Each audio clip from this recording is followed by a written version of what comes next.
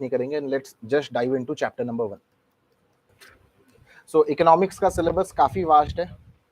In the next 3-4 months आप लोग जनवरी attempt के लिए, है ना, दिसंबर जनवरी जब कभी भी एग्जाम्स होता है आप लोग वो अटेम्प्ट के लिए प्रिपेयर कर रहे हैं। काफी वास्ट सिलेबस है। ये पूरे बुक में हम लोग इकोनॉमिक्स के 4 अलग अलग ब्रांचेस को देखने वाले हैं। Will be looking at micro economics, macro economics, 5 अलग अलग ब्रांचेस है। International economics, Indian economy, public finance, ठीक है। सो जैसे आप लोगों को पता होगा केमिस्ट्री में ऑर्गेनिक केमिस्ट्री होता है, इनऑर्गेनिक केमिस्ट्री होता है, एक सब्जेक्ट्स के अंदर भी फिर बहुत सारे ब्रांचेस होते हैं। तो will be looking at 5 different branches of economics in the entire book which is spread across 10 different chapters, ठीक है। अभी तक आप लोग जो कोई भी एग्जाम्स प्रिपेयर कर रहे थे मोस्टली फॉर योर 12th, उसमें अप्रोच अलग होता था इन द सेंस कि आप लोग को वहां पे रट के जाना पड़ता था, एग्जाम सब्जेक्टिव हुआ करता था। लेकिन this is paper 4 in your CA foundation. यहाँ पे आप लोग का 100 क्वेश्चन आएगा, वो ऑब्जेक्टिव के फॉर्मेट में आएगा। So my job over here is to guide you how to prepare for a objective examination, ठीक है। सो हम लोग देखेंगे कहीं पर हम लोग को डेफिनेशंस बहुत जगह में हम लोग को रटने का जरूरत नहीं, हम लोग को समझने का जरूरत है, ठीक है। तो वहां पे मैं आप लोग को कैसे गाइड कर सकता हूँ, that will be my job. तो अगर इकोनॉमिक्स एज अ सब्जेक्ट के बारे में बात करें ना, ये बहुत पुराना नहीं, ठीक है। 1776 में एडम स्मिथ करके एक इकोनॉमिस्ट थे उस समय, ठीक है। वो इकोनॉमिस्ट थे, उनको भी नहीं पता था, ठीक है। He was like Adam Smith के जस्ट पहले मर्केंटलिस्ट ट्रेड चल रहा था दुनिया भर में, ठीक है। एडम स्मिथ आए, बोले कि भैया जो भी चल रहा है सब गलत चल रहा है, और इन्होंने एक बुक निकाला। वो बुक का नाम था an inquiry into the wealth of the nations. और ये बुक के बाद economics as a subject recognised हुआ, लोग इसके बारे में बात करने लगे, इसमें लोग रिसर्च करने लगे, इसके ऊपर लोग थ्योरीज बनाने लगे। So this is 2025, I think कितना 249 ईयर्स ओल्ड पुराना सब्जेक्ट ये, ठीक है। मैथ्स को देख लीजिए, फिजिक्स को देख लीजिए, अकाउंटिंग भी बहुत पुराना सब्जेक्ट है, क्योंकि from the time civilisation began हम लोग हमेशा से चीज़ों को काउंट करके रखने लगे कि हमारे पास इतना था, इतना है। तो अकाउंटिंग भी एक बहुत पुराना सब्जेक्ट है, लॉ भी एक बहुत पुराना सब्जेक्ट है, ठीक है। तो सीए फाउंडेशन में जितने भी आप लोग सब्जेक्ट्स पढ़ रहे हो, अगेन सबसे रिसेंट अगर कोई सब्जेक्ट है दैट इज इकोनॉमिक्स। 1776 में एडम स्मिथ आए with his book the wealth of the Nations, जिसको शॉर्ट में बोला जाता है। वो बुक के साथ ये सब्जेक्ट का इंट्रोडक्शन हुआ। और ये वर्ड जो है इकोनॉमिक्स, ये कहाँ से डिराइव हुआ है अगर इसके बारे में हम लोग बात करें, so there is a term, there used to be a term called as oikonomia. एक ग्रीक टर्म हुआ करता था जिसमें ओइको का मतलब हुआ करता था हाउस होल्ड, एंड नोमिया का मतलब हुआ करता था management. So economics was all about household management, and till 19th century economics को पॉलिटिकल इकोनॉमी करके कहा जाता था। अब देखिए, आप लोग 1 मार्क के एग्जाम से प्रिपरेशन कर रहे हैं, अगर आप लोग स्कैनर का बुक देखेंगे, आप में से कुछ लोगों को शायद नहीं पता होगा स्कैनर क्या होता है, ठीक है। तो स्कैनर एक बुक आता है जिसमें पास्ट ईयर पेपर्स होता है, क्योंकि आप लोग जो पेपर देकर आओगे, पेपर 3 एंड पेपर 4, वहाँ पे आप लोग के साथ क्वेश्चन पेपर आप लोग को अलाउ नहीं किया जाएगा कि आप अपने साथ क्वेश्चन पेपर वापस नहीं ला सकते हो। तो बाहर बच्चे आते हैं, उनको जो कुछ भी क्वेश्चन याद रहता है वो सारे क्वेश्चन को कंपाइल करके स्कैनर के बुक में पब्लिश किया जाता है। तो अगर आप लोग स्कैनर का बुक चेक करोगे तो वहाँ पे आप लोग को समझ में आएगा, सर फर्स्ट चैप्टर से तो यही 3 क्वेश्चन आ गए कि इकोनॉमिक्स एज अ वर्क सबसे पहले कब एडम स्मिथ ने वो book wealth of the Nations कब लिखा था, it was the year 1776। Adam Smith के द्वारा लिखा हुआ बुक का नाम क्या था, ऑप्शंस आप लोग को दिया रहेगा, you have to identify it is the wealth of the nations, ठीक है। Till 19th century economics was known as what, 3-4 options दिए रहेंगे, बहुत क्लोज ऑप्शंस रहेंगे। The answer will be political economy. Economics has been derived from which of the following Greek word, so the correct answer should be economia. So अब सवाल ये आता है कि सर इकोनॉमिक्स हम पढ़ते क्यों है। इकोनॉमिक्स पढ़ा जाता है because of one word, that is scarcity. Scarcity का मतलब क्या होता है, जब कभी भी कोई चीज का डिमांड बहुत ज्यादा होता है लेकिन सप्लाई काफी कम होता है। ये दो टर्म्स, डिमांड और सप्लाई, बहुत इकोनॉमिक टर्म्स हैं। इसका बहुत ही एक्सटेंसिव डेफिनेशन है जिसको हम लोग चैप्टर नंबर 2-3 में देखने वाले हैं आगे के चैप्टर्स में। लेकिन अभी के लिए हमको समझ में आया कि सर डिमांड मतलब जो चीज हम चाहते हैं, सप्लाई मतलब जो चीज लोग बेचना चाहते हैं। तो अगर कभी भी कोई भी चीज का डिमांड बहुत ज्यादा होता है as comparison to the supply, तब होता है स्केर्सिटी। इकोनॉमिक्स हम लोग क्यों पढ़ते हैं, क्योंकि हमारे आसपास जितने भी रिसोर्सेस हैं, everything is scarce. Scarcity of resources एक अकेला रीजन है जिसकी वजह से इकोनॉमिक्स पढ़ा जाता है, नहीं। दूसरा रीजन क्या है, unlimited human wants. As a human हम लोग का वांट कभी खत्म ही नहीं होता, हम लोग को हर समय कुछ ना कुछ चाहिए रहता है। और अगर अनलिमिटेड ह्यूमन वांट्स के बारे में आप लोग को एक और चीज बताऊं, तो wants differ in priorities. Already मैं काफी लेट से आया, और इतने लेट से आए, मेरे को नाश्ता करने का टाइम भी नहीं हुआ।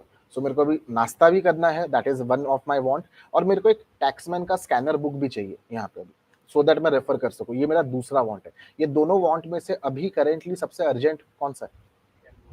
मे बी बुक, क्योंकि सर खाना तो आप अभी क्लास के बीच में खा नहीं सकते, वो आप क्लास के बाद खाओगे। लेकिन बुक अगर अभी आपके पास होगा तो that will help you to take the class more effectively. So my wants also differ in priorities. Some wants are more important as compared to other wants. Are we clear? क्या ये दूसरा problem अकेला है? नहीं, इसके साथ एक और प्रॉब्लम भी है, दैट इज ऑल्टरनेट यूजेस. ये जो रिसोर्स है मेरे पास, जिसके बारे में मैं बोल रहा हूँ कि वो स्केयर्स है, उसको मैं अलग वे में भी यूज कर सकता हूँ. ये तीन चीज को मिला के हम बोलते हैं इकोनॉमिक प्रॉब्लम.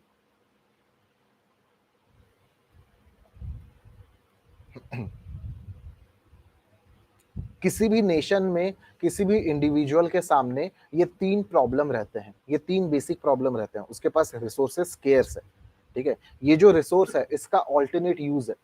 एक एग्जांपल लेता हूँ, मेरे पास 1000 रुपए ही अभी पॉकेट में है, which is a scarce resource. ये जो 1000 रुपए है, इसके बहुत सारे ऑल्टरनेट यूजेस है. I can use that 1000 rupees to purchase books. I can use that 1000 rupees to fill up petrol. I can use that 1000 rupees to go for a movie.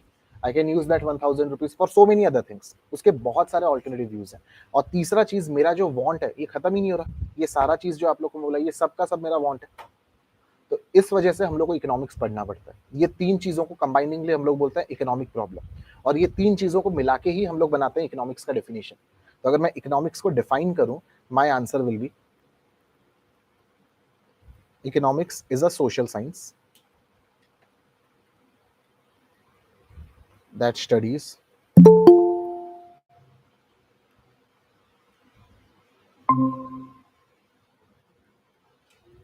how a society uses its scarce resource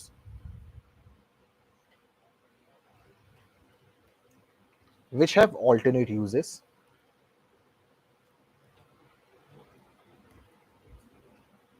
to produce goods and services and distribute them among different sections of the society to satisfy their unlimited wants. Social science का एक और term है इनएग्जैक्ट science.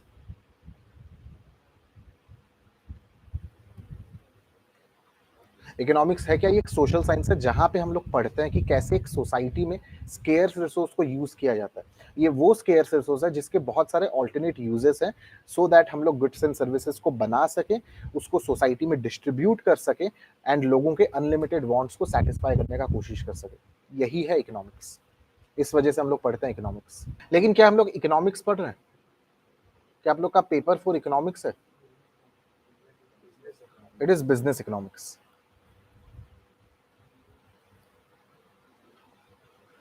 Which is different from economics. ठीक है, तो इसके तरफ आता है बिजनेस इकोनॉमिक्स क्या होता है. ठीक है, अच्छा मेरे को एक बात बताइए, एक बिजनेस हाउस के सामने बहुत सारे डिसीजंस लेने का टाइम आता है. वो क्या क्या डिसीजंस है जो एक बिजनेस को लेना पड़ता होगा?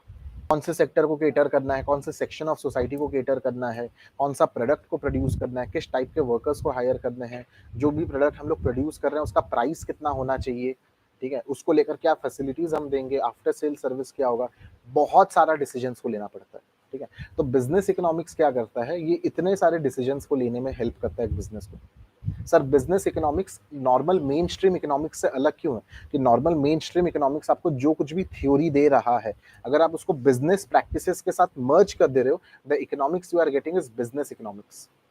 इकोनॉमिक थ्योरीज को जब मैं मर्ज कर रहा हूं बिजनेस प्रैक्टिसेस के साथ, I am getting business economics. For example, आगे चल के हम लोग इकोनॉमिक्स में एक बहुत बेसिक सा लॉ पढ़ेंगे, लेकिन बहुत ही इंपॉर्टेंट लॉ है, which is law of demand. Law of demand यही बोलता है कि अगर मेरे को ज्यादा यूनिट्स बेचना है तो मेरे को अपने प्रोडक्ट के प्राइसेस को कम करने पड़ेंगे. ये एक थ्योरी पार्ट है. लेकिन अगर मैं अपने बिजनेस में एक्चुअली ये चीज को लाके इंप्लीमेंट करता हूं तो इसको बोला जाता है business economics. This integration of business practices along with economic theories is known as business economics. Are we clear? यहाँ पे आप लोग क्वेश्चन देख सकते हो कि बिजनेस इकोनॉमिक्स का एक ऑल्टरनेट नेम बताइए, so the answer should B managerial economics.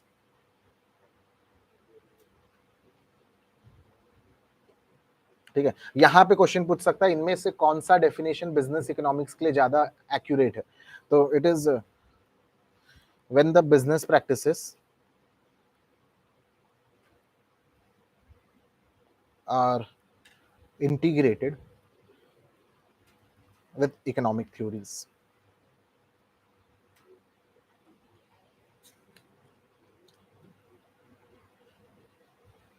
तो चलिए इसके बारे में कुछ पॉइंट्स लिख लेते हैं। The theories of economics provides us with various tools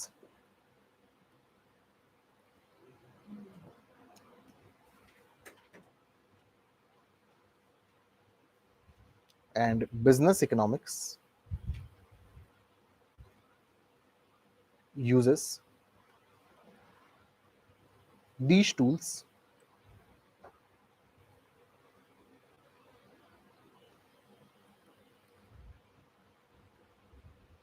in the process of decision making। Business economics incorporate tools from various other disciplines as well, such as operations, statistics,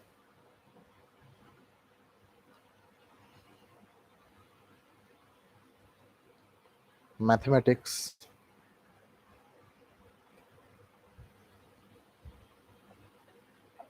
theories of decision making,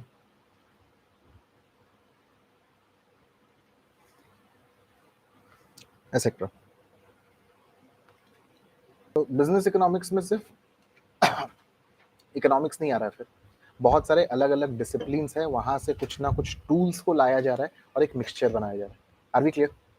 ठीक है, business economics के हम लोग अगर subject matter के बारे में बात करें, ठीक है, सो इसका दो मेजर सब्जेक्ट मैटर है जिसको मैं लास्ट क्लास लिख चुका था, एक बार वहीं पर मैं रेफर कर रहा हूँ। ठीक है, इसके दो मेजर सब्जेक्ट मैटर है, we have micro economics and we have macro economics. ठीक है, तो माइक्रो के बारे में अगर हम लोग बात करें, माइक्रो में ये जो आई आप लोग को दिख रहा है ना, आप लोग यहां से याद रख सकते हो, ये आई का मतलब इंडिविजुअल होता है। मैक्रो के बारे में बात करें, ये जो ए दिख रहा है, ए का मतलब एग्रीगेट होता है। ठीक है, माइक्रो इकोनॉमिक्स में आप इंडिविजुअल्स के बारे में स्टडी करते हो, मैक्रो इकोनॉमिक्स में आप एग्रीगेट के बारे में स्टडी करते हो। एग्रीगेट का मतलब क्या होता है? सम टोटल, जब मैं सबको मिला दूं। ठीक है, सेकंड पॉइंट की तरफ अगर आऊं, हर एक सब्जेक्ट का कुछ ना कुछ ऑब्जेक्टिव होता है। सिमिलरली माइक्रो इकोनॉमिक्स का ऑब्जेक्टिव क्या होता है? माइक्रो इकोनॉमिक्स क्योंकि एक इंडिविजुअल के बारे में बात करता है, तो अगर कल को मैं एक फैक्ट्री खोलता हूं जिसमें मैं ये रिमोट को प्रोड्यूस कर रहा हूं, तो मेरा ऑब्जेक्टिव क्या है माइक्रो इकोनॉमिक्स का? कि रिमोट का प्राइस कितना होना चाहिए? क्या ये रिमोट को मैं 100 रुपए में बेचूं कि इसको मैं 1000 में बेचूं या 10,000 में बेचूं? ये जो मेरे सामने क्वेश्चन है, इसको सॉल्व करने कौन मेरे को हेल्प करता है? That is micro economics.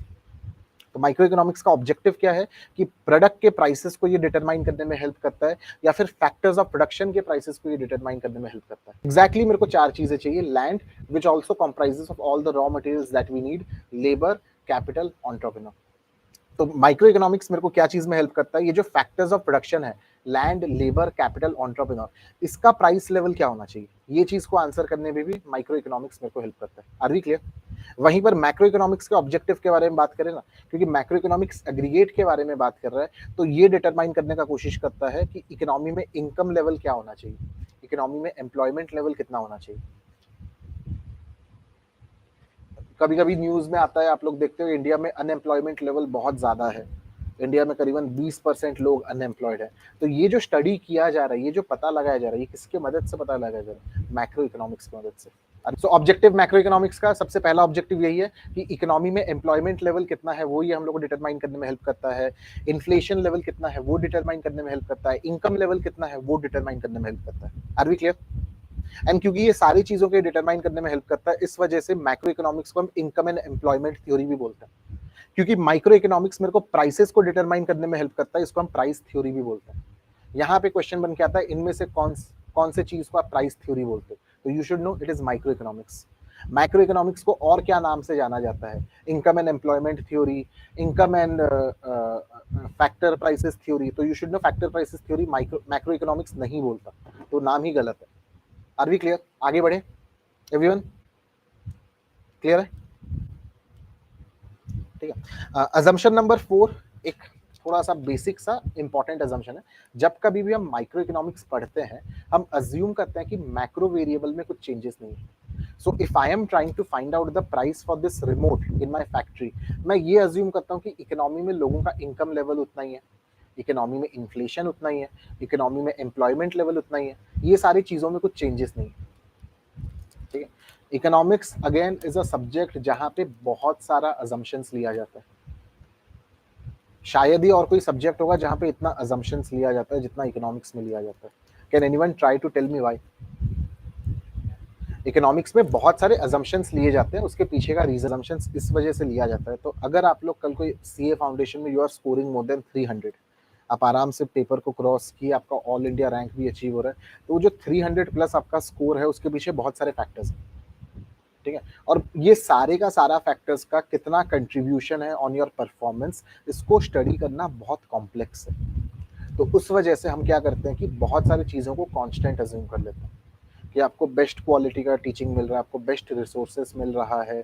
तो it all comes down to the fact कि आप अगर एग्जाम में अच्छा स्कोर कर रहे हो, आप सेल्फ टाइम में कितना पढ़ाई कर रहे हो, apart from your coaching, apart from your college, apart from everything else, आप कितना आवर खुद के साथ बैठ के उसको डिवोट कर रहे हो।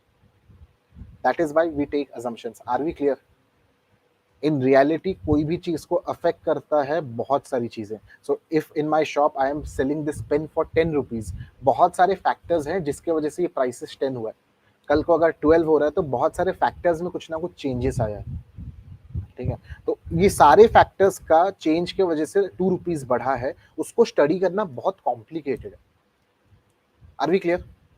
ठीक है। एक एग्जांपल लूं मैं यहाँ पे, अगर किसको नहीं समझ में आया तो। एक मैथ्स का अगर मैं एग्जांपल लूं, तो अगर मैं आप लोग को बोलूं y is equals to x plus 5, जब x का वैल्यू 1 था, y का वैल्यू कितना था? 6। जब x का वैल्यू 3 हो गया, y का वैल्यू कितना हो गया?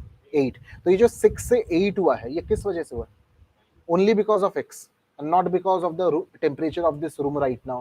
So while doing it you assumed everything else to be constant, वो by default ही आप कर दे रहे थे। Are we clear? This is what economics tries to establish कि भैया एक सिंपल रिलेशन हम लोग एस्टैब्लिश कर पाए चीजों के बीच में। कुछ देर पहले मैं आप लोग को लॉ ऑफ डिमांड के बारे में बोला, जो हम लोग चैप्टर 2 में कवर करेंगे। लॉ ऑफ डिमांड आपको बोलता है कि अगर प्राइस कोई चीज का बढ़ रहा है तो क्वांटिटी उसका कमेगा। Is it necessary all the time it will happen?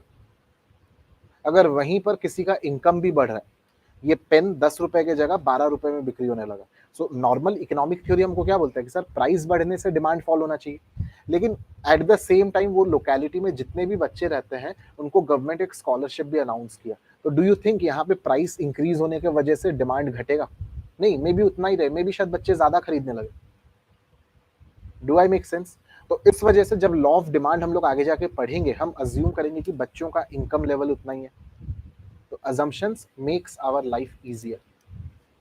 Are we clear? तो coming back two point number 4 is, जब कभी भी हम माइक्रो इकोनॉमिक्स पढ़ते हैं, हम अज्यूम करके चलते हैं कि मैक्रो के जो कुछ भी वेरिएबल्स है ना वो कांस्टेंट, और जब कभी भी हम मैक्रो इकोनॉमिक्स पढ़ते हैं हम अज्यूम करते हैं कि माइक्रो के वेरिएबल्स कांस्टेंट है। Is it clear? And then we talked about this things. इसके ऊपर आप लोग का क्वेश्चन उनके पहले भी बहुत बार आया है कि what are the things that is covered under the micro economics. आप लोग को 4 ऑप्शन दिया रहेगा, उसमें से कोई एक ऑप्शन मैच नहीं करेगा या कोई एक ऑप्शन मैच करेगा, depending on the type of question they have arranged. So micro economics के अंदर क्या आता है? प्रोडक्ट प्राइसिंग आता है, already we have discussed. Consumer behaviour, factor pricing, economic condition of a section of society, firms के क्या बिहेवियर होते हैं, इंडस्ट्रीज का क्या लोकेशन होता है, ये सारा चीज माइक्रो इकोनॉमिक्स स्टडी करने का कोशिश करता है। सवाल यहाँ पे ये बन के आ सकता है, इनमें से क्या चीज माइक्रो इकोनॉमिक्स के अंडर में नहीं आता? आपको ये पॉइंट दे देगा, ये दे देगा, ये दे देगा एंड ये दे देगा। तो यू शुड नो कि general price level and interest rate से माइक्रो इकोनॉमिक्स के अंदर फॉल नहीं करता। Is it clear Ketan? Clear है?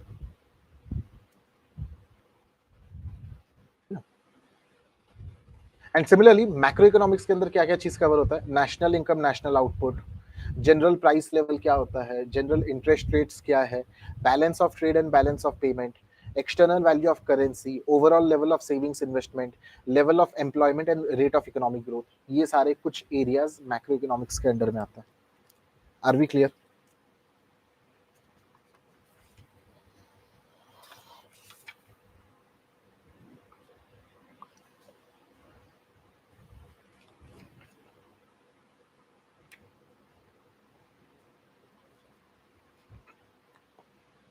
Is it clear everyone?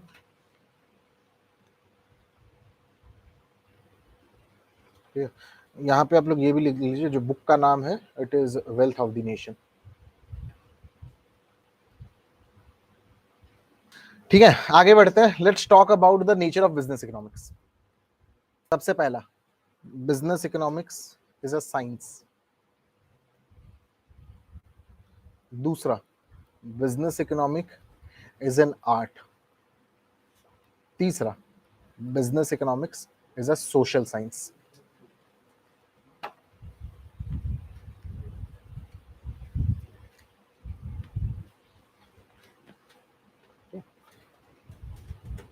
कोई भी सब्जेक्ट को या तो आप साइंस बोलोगे या तो आप आर्ट बोलोगे. अगर कोई सब्जेक्ट में ये दोनों के फीचर्स होते हैं, आप उसको सोशल साइंस बोलते हैं. ठीक है, बिजनेस इकोनॉमिक्स एक साइंस है. एक सब्जेक्ट को साइंस कब बोला जाता है? एक सब्जेक्ट को आप साइंस कब बोलते हैं?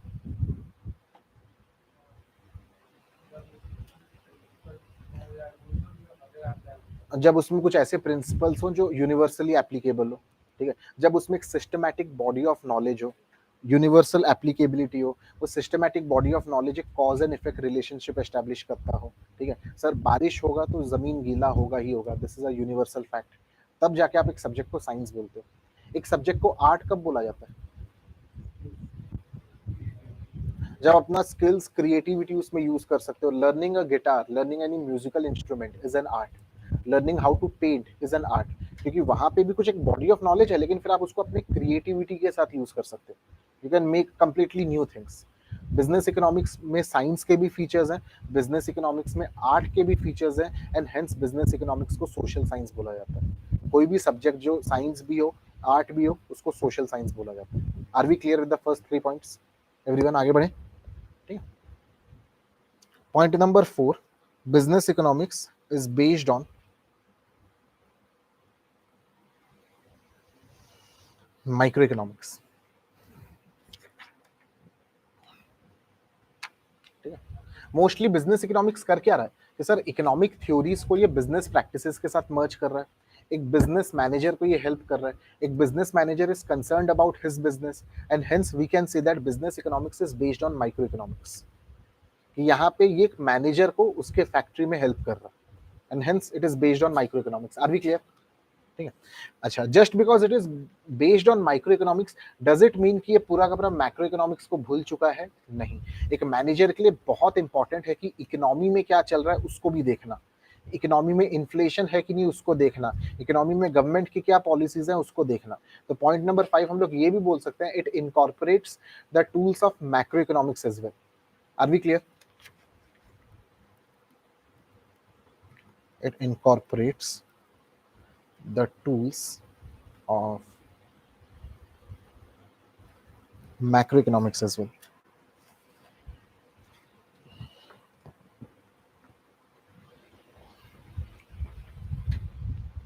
What else? It uses the theory of markets and private enterprise. So theory of markets, private enterprise बहुत डिटेल में चैप्टर 4 में हम लोग पढ़ने वाले हैं. ठीक है, point number 7, business economics is pragmatic in nature. Pragmatic word का मतलब होता है रियलिस्टिक.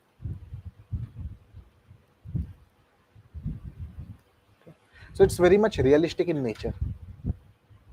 इकोनॉमिक थ्योरीज में जब हम लोग चैप्टर नंबर 4 पढ़ेंगे ना, वहां पे हम लोग परफेक्ट कंपटीशन, एक मार्केट फॉर्म होता है उसके बारे में पढ़ेंगे, बहुत डिटेल में पढ़ेंगे.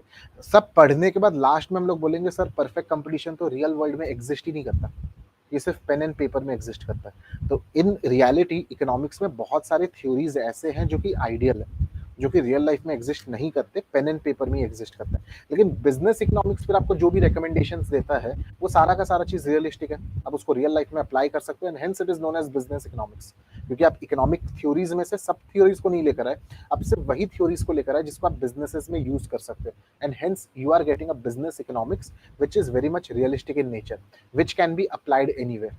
Are we clear? Point number 8, इसके बारे में ऑलरेडी बात किया जा चुका है, it is interdisciplinary in nature. बहुत सारे अलग अलग डिसिप्लिन से टूल्स को लाया गया है, not only from economics but from operations, statistics, mathematics, accounting, marketing, finance, बहुत सारे अलग अलग एरियाज में बिजनेस इकोनॉमिक्स एक mixture. This subject that you are studying is a mixture, बहुत सारे अलग अलग एरियाज से चीजों को उठा के लाके यहाँ पे डाला गया। Are we clear? Then point number 9, last point, it is normative in nature.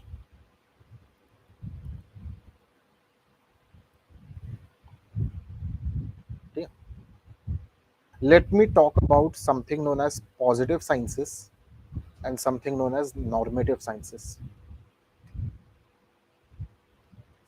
ठीक है, Rahul Gandhi is the prime minister of India.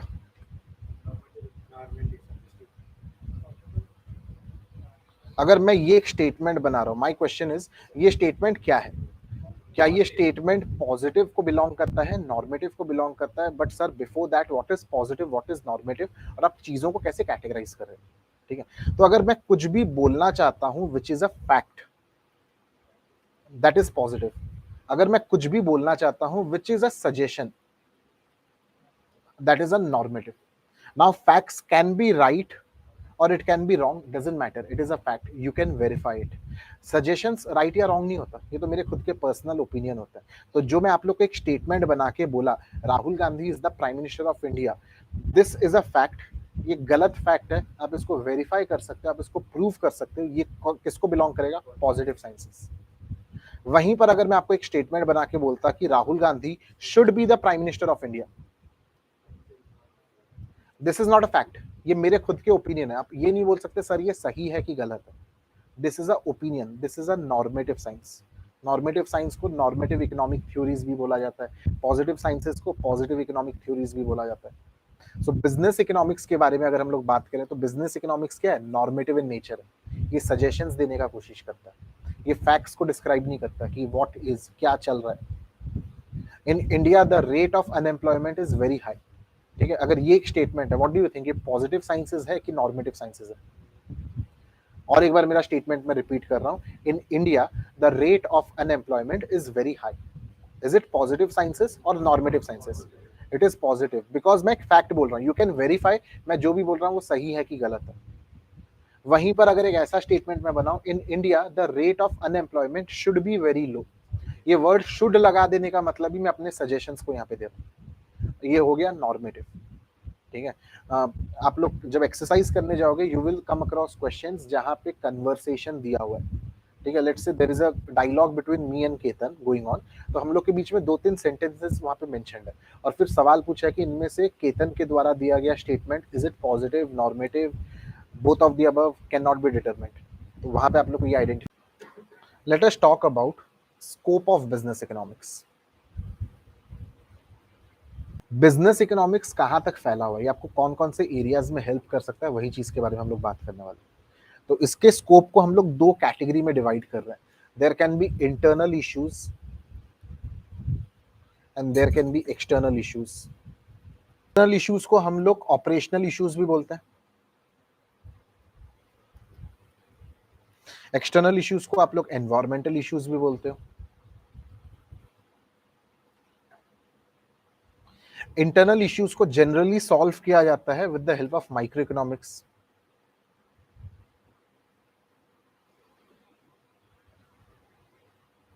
External issues को हम लोग सॉल्व करते हैं using macro economics.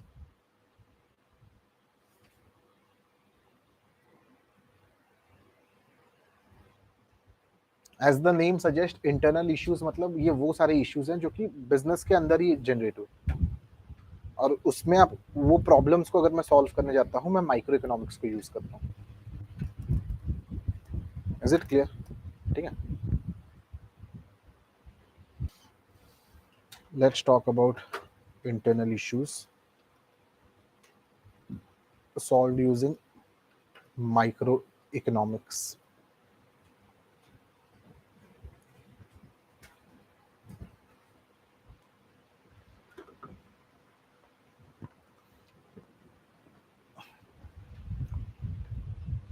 Guys, what do you think? Internal issues और क्या होता होगा एक बिजनेस के लिए इन जनरल? अगर आप लोग से पूछा जाए इंटरनल इश्यूज और क्या होता होगा? वर्क एनवायरनमेंट को लेकर, प्रोडक्ट को लेकर डिसीजन लेना होता होगा. ठीक है, साइज, ऑपरेशन के साइज को लेकर डिसीजन लेना होता होगा कि अगर मैं एक फैक्ट्री सेटअप करना चाहता हूँ, फैक्ट्री का साइज कितना होना चाहिए. ठीक है, what should be my product, how should I design my product, what should be the price of my product, मैं क्या टेक्नोलॉजी को यूज करना चाहूंगा, मैं कितने लेबर को यूज करना चाहूंगा. ठीक है, सेल्स में कैसे करना चाहूंगा, फाइनेंसिंग में कहाँ से लेकर आऊंगा, मैनेजमेंट मेरी कंपनी का कैसा रहेगा. ये सारे कुछ इश्यूज हैं जो कि इंटरनल इश्यूज हैं, जो कि बिजनेस के अंदर ही अराइज करते हैं. इसको हम सॉल्व करते हैं कुछ माइक्रो इकोनॉमिक के टूल्स के मदद से. और अब हम लोग बात करने वाले हैं सर वो कौन से माइक्रो इकोनॉमिक के टूल्स हैं जिसको आप यूज करते हो. Are we clear? आप लोग को समझ में आ रहा है हम लोग क्या कर रहे हैं, उसके पीछे का बैकग्राउंड?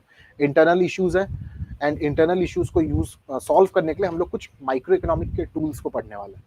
ठीक है, तो सबसे पहला टूल जिसके बारे में मैं बात करना चाहता हूँ that is demand analysis and forecasting.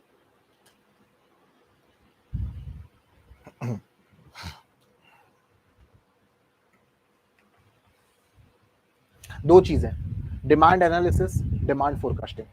Demand analysis का मतलब क्या है? कंज्यूमर के बिहेवियर को स्टडी करना कि पिछले 5 साल से, पिछले 10 साल से during the month of July and August consumers मेरे शॉप में कितनी बार आए हैं, कंज्यूमर्स जनरली मेरे शॉप से क्या खरीदने का कोशिश किए हैं, what was the price range they were looking at, what was the kind of product they were looking at, कौन सा कलर कंज्यूमर्स में पॉपुलर है ज़्यादा during the month of July and August. ये चीज़ को मैं स्टडी करना चाहता हूँ, इसको डिमांड एनालिसिस बोला जाता है. डिमांड एनालिसिस करके मैं क्या करता हूँ, डिमांड को फोरकास्ट करने का कोशिश करता हूँ. ठीक है, कोई भी कंपनी चाहेगा उसका फोरकास्ट परफेक्ट रहे. Second one is production analysis and cost analysis.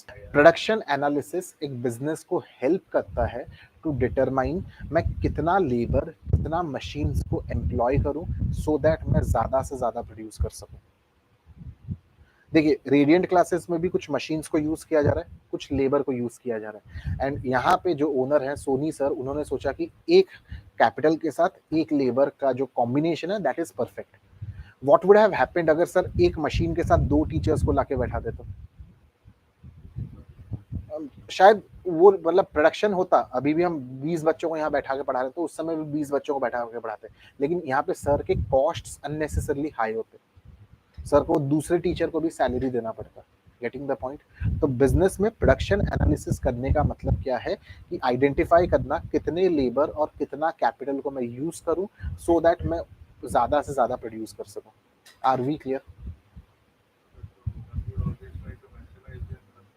One would always try to, देखो, you can say that this bottle is half full or this bottle is half empty. So just by saying कि one would always say कि वो अपने production को maximise करना चाहता है, आप ये भी बोल सकते हो कि one would always try to minimize his cost. It's the same thing only. Are we clear? आगे बढ़े. ठीक है, तो ये था प्रोडक्शन एनालिसिस के बारे में. प्रोडक्शन एनालिसिस एक फर्म को हेल्प करता है डिटरमाइन करने में इनपुट और आउटपुट के बीच में क्या रिलेशन है, कि मैं कितने इनपुट्स को रखूं, कितना लेबर और कितने कैपिटल को मैं यूज करूं सो दैट मैं ज्यादा से ज्यादा आउटपुट को बना सकूं, सो दैट मेरा कम से कम वेस्टेज हो. Are we clear? ठीक है, एग्जाम में ये सब थियोरेटिकल वे में नहीं पूछेगा. एग्जाम में आप लोग को एमसीक्यूज आने वाला है, आप लोग को यहाँ पे ये पूछ लेगा the relationship between input and output is known as, and you have to identify that this is production production analysis or production function.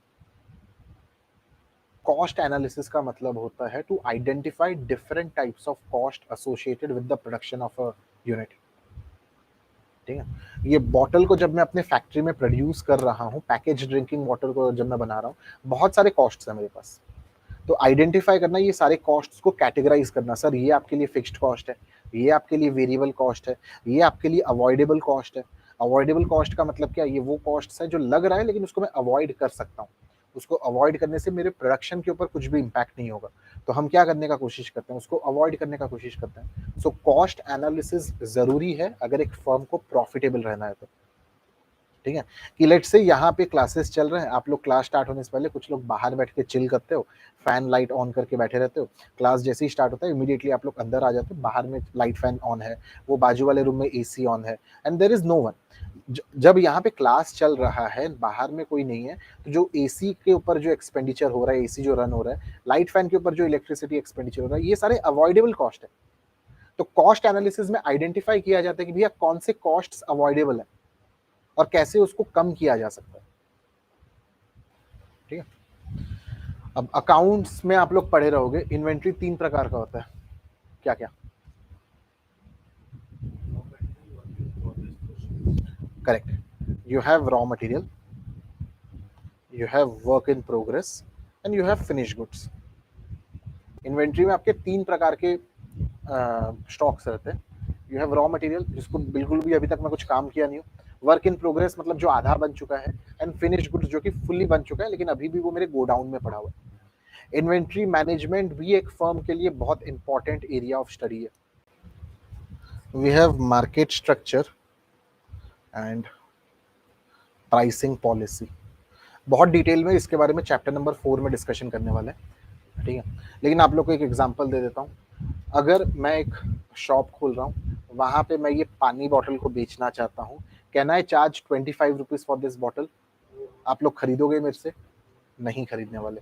लेकिन वहीं पर अगर मैं एक सीए फाउंडेशन का कोचिंग खोल के बैठा हूँ, वहाँ पे अपने कंपेटिटर के मुकाबले मैं चीज़ों को 1000 रुपये ज़्यादा में बेच रहा हूँ, तो will you still purchase? Depends.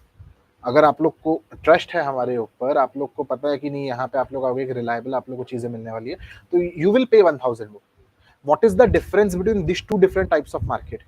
ये भी एक बिजनेस था, दिस इज ऑल्सो बिजनेस। दोनों के बीच में डिफरेंस क्या है कि सर दोनों अलग अलग मार्केट फॉर्म्स को बिलोंग करती है। चैप्टर 4 में हम लोग देखने वाले हैं कि market can be a perfect competitive, market can be oligopoly, market can be monopoly, market can be monopolistic competition. ये 4 चीज बहुत फॉरेन नेम्स आप लोग को साउंड कर रहा होगा, लेकिन जब चैप्टर 4 पढ़ेंगे it will be more clear. For point number 4 right now we can understand कि सर अलग अलग टाइप के मार्केट्स होते हैं, अलग अलग टाइप के मार्केट्स में आपको प्राइसेस को लेकर अलग अलग डिग्री ऑफ फ्रीडम होता है। अगर आप ये बॉटल बेचने जा रहे हो तो आपको प्राइसिंग को लेकर कुछ भी आपके पास डिग्री ऑफ फ्रीडम नहीं है। If everyone is selling it for 20 rupees, you have to sell it for 20 rupees as well if you want to make some sales. लेकिन when it comes to coaching center, if you are able to offer things differently, you can choose a price of your own. Is it clear? तो this is a internal issue. ये price को help करता है कि what should be the price level of my product. ये भी तो एक इंटरनल इशू था ना, if I'm making a product and selling it in the market, what should be my price level? और ये मैं कैसे डिटरमाइन करता हूँ? using the theory of market structure. Are we clear? आगे बढ़े?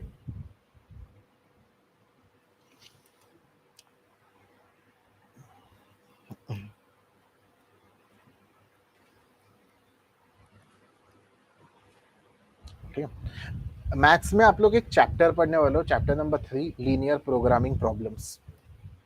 ठीक है, रिसोर्स एलोकेशन में ये हेल्प करता है। रिसोर्स एलोकेशन मतलब सर आपके पास फैक्ट्री में 10 लेबर है, आपके पास फैक्ट्री में 15 मशीन्स है, ये 10 लेबर 15 मशीन्स को यूज करके either you can make this bottle और you can make this remote. तो मैं कितना बॉटल बनाऊंगा, कितना रिमोट बनाऊंगा, कौन सा वो कॉम्बिनेशन है जो मेरे लिए सबसे ज्यादा प्रॉफिटेबल है, ये क्वेश्चन को कौन हेल्प करता है? Resource allocation. Theory of capital and investment decision. मेरे को बिजनेस एक्सपेंशन के लिए चाहिए 2 करोड़। अब ये 2 करोड़ मैं कहाँ से लेकर आ सकता हूँ? I can go to banks, I can go to stock market, I can go to some other financial institution, I can, there are so many different options. ठीक है, सो एक पर्टिकुलर बिजनेस के लिए ये सारे ऑप्शंस में से कौन सा ऑप्शन बेस्ट होगा, what is the scientific way of choosing it, ये आपको हेल्प करता है theory of capital and investment decisions. देखिए इकोनॉमिक्स में ना ये सब चीज़ों को लेकर एक अलग से सब्जेक्ट है, बहुत सारे इकोनॉमिस्ट्स इसके ऊपर काम करके नोबेल प्राइज भी जीते हैं, ठीक है। तो आप लोग को यहाँ पे एक लाइन बताया जा रहा है, इसका मतलब ये नहीं कि वो एक line is telling you everything. Theory of capital and investment decisions helps you to identify scientifically कौन सा बेस्ट आपके लिए कैपिटल को रेज करने का ऑप्शन है, कैसे आप उसको बेस्ट वे में इन्वेस्ट कर सकते हो, so that in the entire process you are generating maximum profit. Profit analysis, businessman क्या करता है, कम से कम पैसा अपने साथ घर लेकर आता है, बाकी का पैसा को वो री इन्वेस्ट करता है, बिजनेस को ग्रो करने में हेल्प करता है। प्रॉफिट एनालिसिस वही चीज में आपको हेल्प करता है कि बिजनेस में जो कुछ भी प्रॉफिट बच जा रहा है, जिसको ओनर अपने साथ घर नहीं लेकर जा रहा है, उसको कैसे री इन्वेस्ट किया जाए, कैसे बिजनेस को और ग्रो किया जाए, वो प्रॉफिट का कितना पोर्शन मैं अभी यूज करूं और कितने पोर्शन इमरजेंसी के फॉर्म में रखूं, that is profit analysis. Lastly we have risk and uncertainty analysis. Business के सामने भी बहुत सारी चीजें ऐसी होती हैं जो शायद वो एंटिसिपेट नहीं कर पाता, लेकिन ये वाला थ्योरी आप लोग को यही बोल रहा है कि उसको करना पड़ेगा। तो आपको यहाँ पे करना पड़ता है कि आपको पता है it's a monsoon season right now, बारिश कभी भी हो रहा है, कभी भी धूप निकल रहा है, कभी भी बारिश हो रहा है, फिर से धूप निकल रहा है। तो अगर आप सेफली सही टाइम पे घर पहुंच के अपने टाइम को प्रोडक्टिवली यूज करना चाहते, तो आप सही से रिस्क को एनालाइज करते और अपने साथ अम्ब्रेला कैरी करते, regardless of the fact if it's Sunny और इफ इट्स रेनी। सो एक बिजनेस के लिए भी बहुत जरूरी है कंटिन्यूसली रिस्क को एनालाइज करना। फ्यूचर में कुछ भी थ्रेट आ सकता है, बिजनेस के एग्जिस्टेंस को ये खतरे में डाल सकता है। ये सारे कुछ इंटरनल इश्यूज हैं जिसको हम सॉल्व करते हैं using micro economics. Let's move our attention to external issues. So यहाँ पे अगर हम लोग बात करें the major macro economic factors relate to, तो मैक्रो इकोनॉमिक में आपको क्या क्या चीजों को लेकर डिसीजन लेना पड़ता है। सबसे डिसीजन नहीं, यहाँ पे मेरे को पढ़ना पड़ता है कि भैया ये है क्या। सबसे पहला the type of economic system.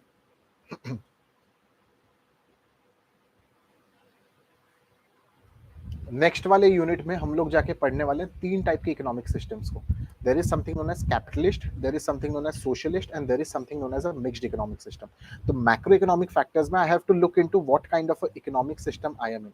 Number 2 the stages of business cycle, इसके बारे में हम चैप्टर नंबर 5 में पढ़ने वाले हैं, ठीक है। क्या होता है business cycle, again chapter number 5 में हम लोग इसके बारे में डिस्कस करने वाले हैं।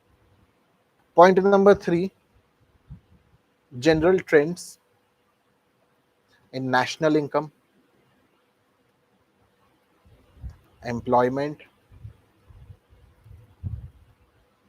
prices, etc. Point number 4 government economic policies also affect my business. Point number 5 working of central banks and capital markets.